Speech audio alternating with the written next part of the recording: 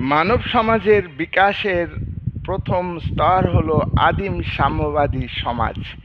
আদিম সাম্যবাদী সমাজে সম্পত্তির উপর ব্যক্তিগত মালিকানা ছিল না, শ্রেণী ভেদ ছিল না, শ্রেণী শোষণ ছিল না এবং রাষ্ট্র ছিল না।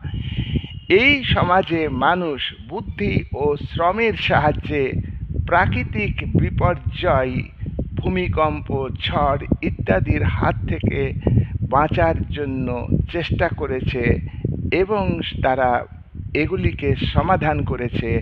আর মানুষ প্রথমে খাদ্য সংগ্রহ করেছে, কাঁচা মাংস, ফল মূল ইত্যাদি সংগ্রহ করে তারা জীবনযাপন করত।